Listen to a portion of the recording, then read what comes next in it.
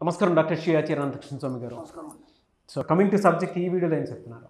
మనకి ఏంటంటే మన జీవితాన్ని మార్చేవాడు ఎవడు అనుకున్నప్పుడు ఎన్నో రకాల అన్వేషణ చేస్తున్నప్పుడు మనకు తెలిసినంత మట్టి జ్ఞానానికి, అంటే మన పరిసరాలు కావచ్చు, మన చుట్టుపక్కల ప్రదేశాలు కావచ్చు, మనకు తెలిసిన వాళ్ళు ఏమంటారంటే ఒక పని చేస్తావా పలానా ఈ దగ్గర పోతే ఏదో ఒకటి నీకు సొల్యూషన్ ఇస్తాడు.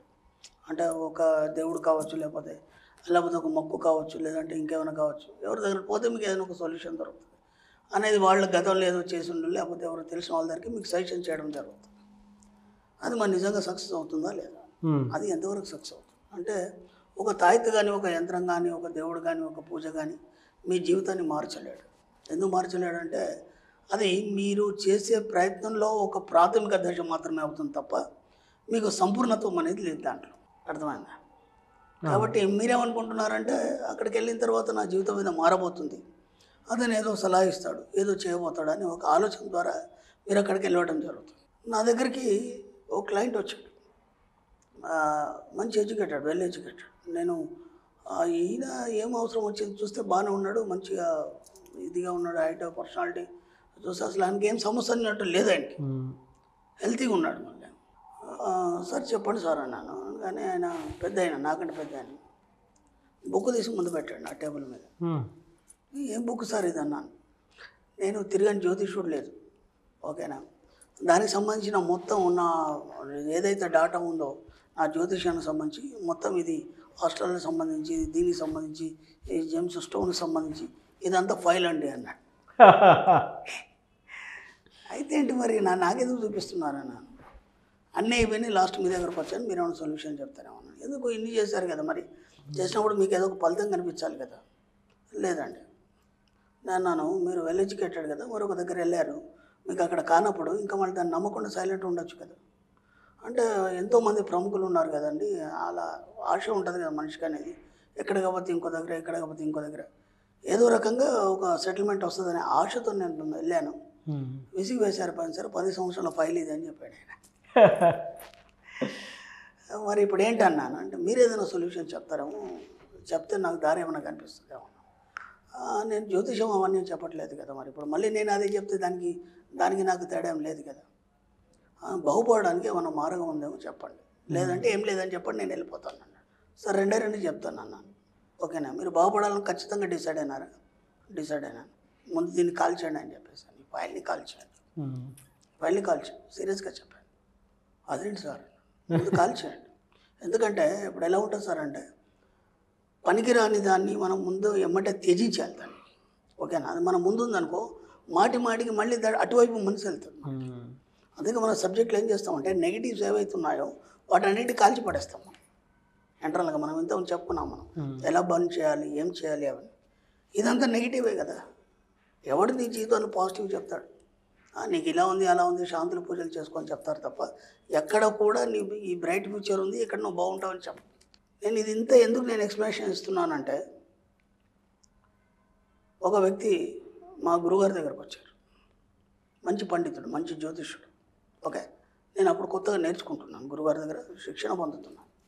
ఆ సమయంలో ఒక మంచి పండితుడు వచ్చాడు, విద్వాంసుడు, మంచి పండితుడు, జ్యోతిష్యుడు. వచ్చిన తర్వాత ఆయన దశాంతర దశల గురించి చర్చ జరుగుతుంది వాళ్ళిద్దరి మధ్య. జరుగుతున్నప్పుడు ఆయన ఒక జాతకాన్ని ఇచ్చాడు గురువుగారికి.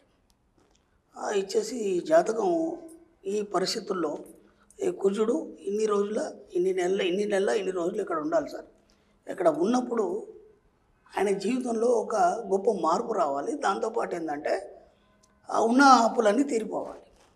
11 నెలలు 6 రోజులు ఉంటాడు.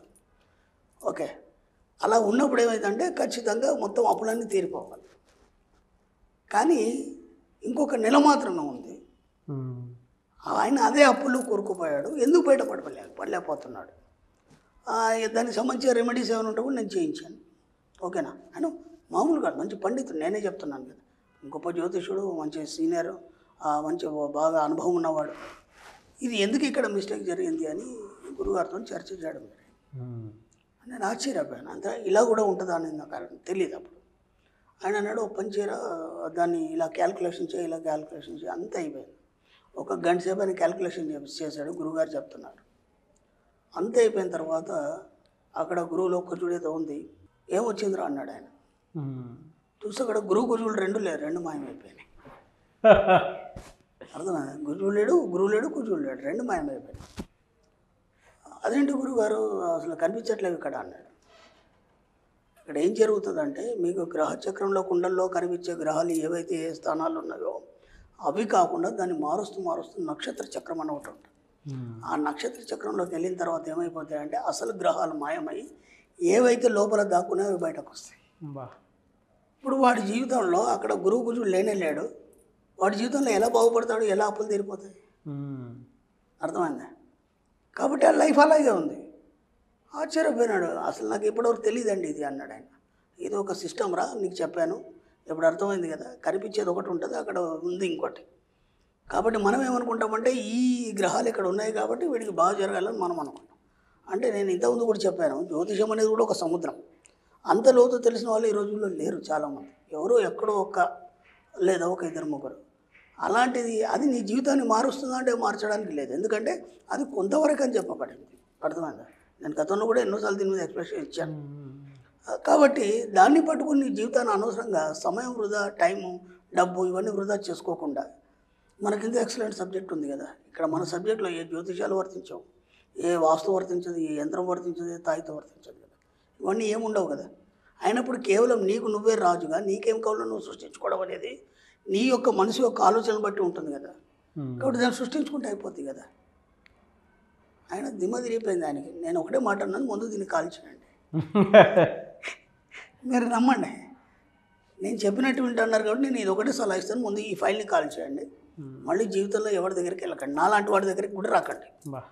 సబ్జెక్టుని పట్టుకోండి అంతే. ఆ సబ్జెక్ట్ అనేది జెన్యూన్, అది ఉంది. ఎందుకంటే మనకు ఎన్నో రిజల్ట్స్ ఉన్నాయి, నేను చెప్పలేదు, మన ఋషులు చెప్పారు. ఆ సబ్జెక్ట్ని పట్టుకోండి, హాయిగా సక్సెస్ అయిపోతా అన్నారు. మీరు నమ్మండి, ఒక్కసారైనా నాకు ఒక మీటింగ్లో కలిసాడు తప్ప నా దగ్గర పర్సనల్గా రాలేదు. వచ్చి డైరెక్ట్ మా క్లాస్లో చెప్పాడు, ఇది పరిస్థితి, నేను ఇవాళ 8 కోట్లు సంపాదించాను, నా అప్పులన్నీ తీరిపోయినాయి, ఇవాళ లగ్జరియస్ లైఫ్ అనుభవిస్తున్నాను. ఎందుకు? అప్పటి వరకు నేను ఇతరుల మీద ఆధారపడి ఉన్నాను, ఒక యంత్రము, ఒక తాయితో, దేవుడు, పూజలో, జ్యోతిషం. ఇప్పుడు నా మీద నేనే డిపెండ్ అయి ఉన్నాను. నాకేంటనేది, నా దారేంటని నాకు స్పష్టంగా కనిపిస్తుంది. నేనేం చేయాలని నాకు తెలుసు. కాబట్టి నేను ఇవాళ సక్సెస్ అయ్యాను. కాబట్టి వాటన్ని పక్కన పెట్టేసి మిమ్మల్ని మీరు నమ్మకుండా అందరి ముందు ఆయనే చెప్పాను, నేను కాదు. అంటే ఎంతవరకు ఏదైనా ఎంతవరకు మనకు తెలియదు. మనం ఏమనుకుంటామంటే ఇప్పుడు ఆయన దాంట్లో దిట్ట, ఆ శాస్త్రంలో దిట్ట, మనకి దాని గురించి ఒక ముక్క తెలియదు. ఇప్పుడు ఒక సైన్స్ స్టూడెంట్ అనుకోండి, దాని గురించి మాట్లాడితే నీకు అర్థమవుతుంది. జ్యోతిషం గురించి నీకేం మాట్లాడితే అర్థమవుతుంది? వాడు ఏదో చెప్పింది మనం ఇంటి వారు చేసేస్తాం. అలా ఎంతకని ఇంత ఫైల్ పెట్టి రావడం అంటే 10 సంవత్సరాల నుంచి ఎన్ని లక్షలు పెట్టి ఉన్నాడు ఆయన, ఎంత విసిగిపోయి ఉన్నాడు. చివరికి వస్తే ఒకటే డూ ఆర్ డై, మీరు ఏం చెప్తే ఇందామని వచ్చాను అంతే. అంతకంటే ఏం చెప్పలేదు, సింపుల్గా చెప్పాను అన్నమాట. సెట్ అయిపోయింది, లైఫ్ మొత్తం సెట్ అయిపోయింది. బాగుంది సార్. ఎనీవేస్ వాస్తవం. You are the creator of your own destiny అనేటువంటి. Own destiny. ఎవడో నీ తలరాతను రాసేవాడు, వాడికి పని పాటలేదు. నీ తలరాతను నువ్వే రాసుకోవాలి. ఎలా రాసుకోవాలి కూడా ఎన్నోసార్లు చెప్పాం కదా. అయ్యా మీ తలరాతను మీరే రాసుకోవాలి. Thank you sir. Thank you so much doctor Sri Acharya Ramakrishna Swami garu. Thank you.